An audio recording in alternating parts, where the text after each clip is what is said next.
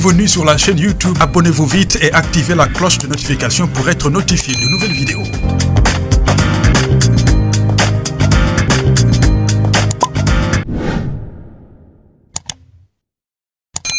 Bienvenue sur notre chaîne. Aujourd'hui, plongeons dans les mystères de l'histoire ancienne de l'Afrique, un continent riche en cultures fascinantes et en récits souvent méconnus.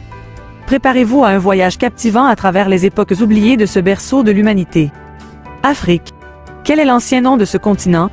Considéré comme le berceau de l'humanité, l'Afrique est le continent le plus peuplé et le plus grand après l'Asie.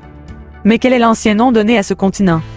Avec une superficie supérieure à 30 millions de kilomètres carrés, îles incluses, et environ 1,2 milliard d'habitants, l'Afrique est un continent riche en diversité tout à la fois ethnique, linguistique, culturelle et religieuse. C'est en effet en Afrique, considérée comme le berceau de l'humanité, que l'on a retrouvé les plus anciens vestiges de notre espèce, datant de plus de 300 000 ans. Voici l'ancien nom de l'Afrique en fait.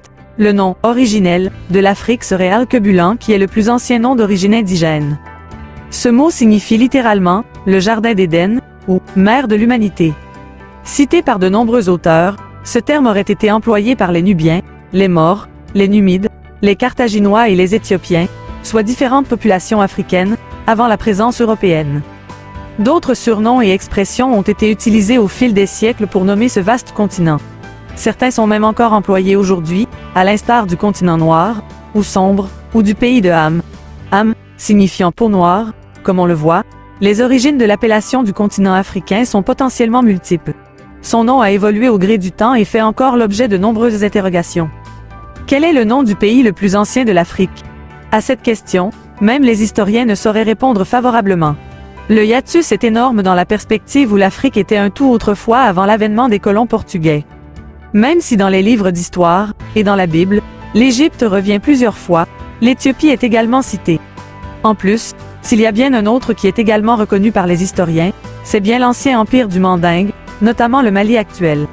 Donc, historiquement nous retenons que les pays les plus anciens du continent africain sont ceux cités par les historiens.